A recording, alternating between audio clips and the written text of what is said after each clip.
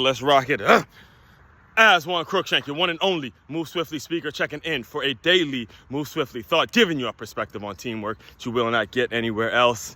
Feel it in the air. Coordinates October 3rd, I believe it's actually, yes, you're right. It is actually, one of the things about this lifestyle that I live is the days just literally just kind of run together. But it is actually Thursday, October 3rd, 2024.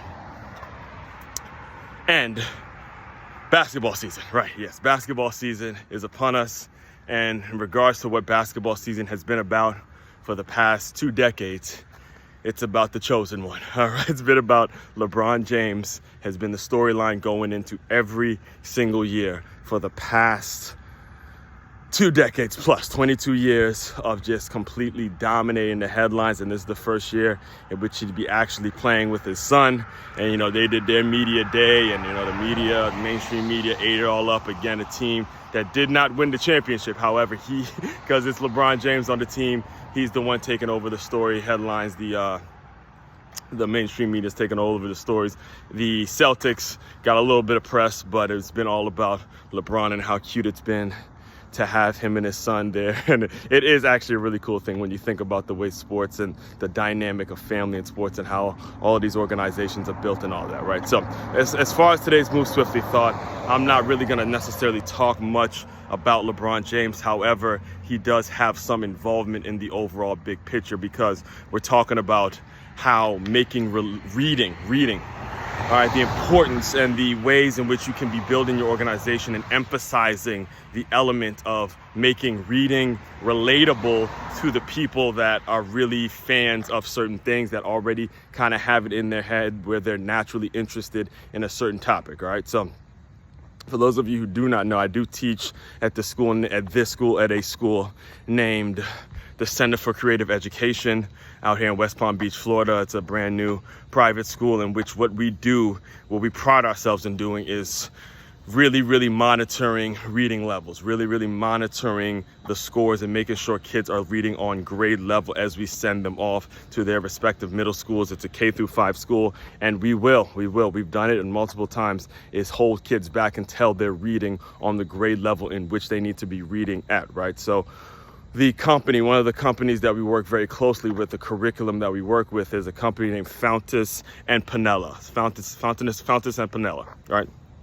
Started by 2 ladies who were former educators, and they created an entire curriculum, entire book. Basically an entire curriculum in which they have a ton of books that's made by them.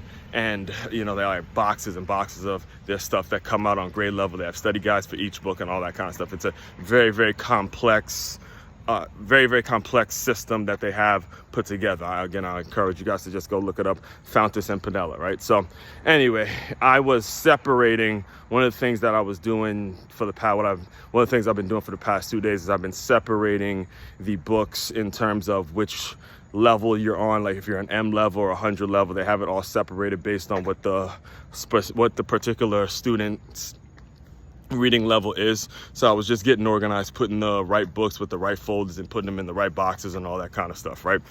And the reason I'm actually one of the teachers that actually enjoy doing that, because myself being an author, I'm always getting inspiration when I'm looking at other covers and I'm looking at other authors and how they were able to build their business and all that kind of stuff. There's always kind of just some motive. It's kind of a motivating, influential thing on my end. So I enjoy doing it, and it's tedious for other teachers to be, they're separating all the books and all that, right? So one of the books that really stuck out to me was this book about James Naismith, all right, the man who invented basketball. And it was kind of told in a comic story format where they had a lot of great pictures, and they had the peach there, and they put the basket on the peach, and they talked about how, you're shooting baskets with the peach in the box and all that kind of stuff.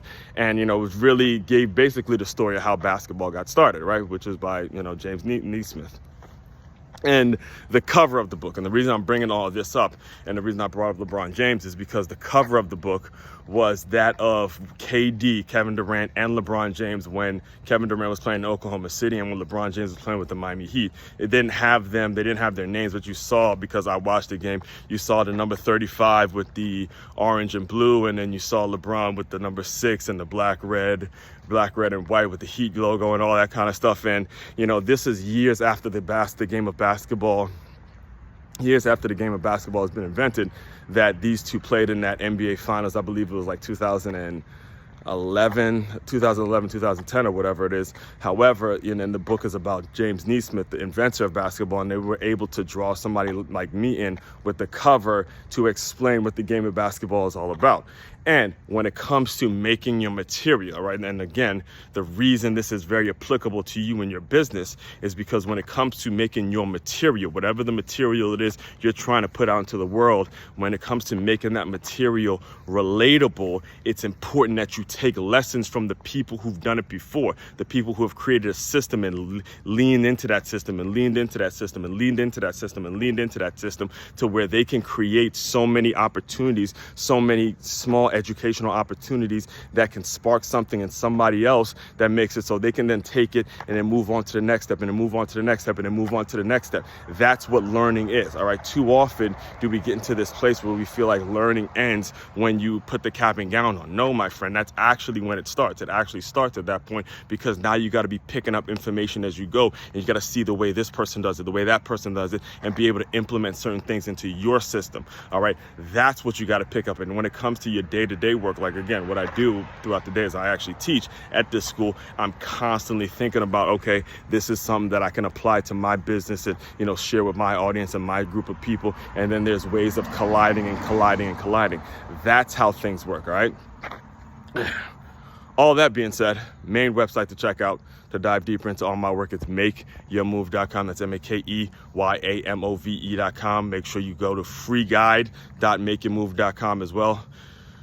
Get yourself a free guide, 10 tips on 10 ways to use innovative teamwork to reduce the turnover in your company. All right, I'll give you the website one more time before I close you out. It's makeyourmove.com. It's makeyourmove.com. One-stop shop for your teamwork and your self-development needs. Aswand, Cruickshank, your one and only Move Swiftly speaker, checking out. You guys continue to move swiftly. We will talk more soon.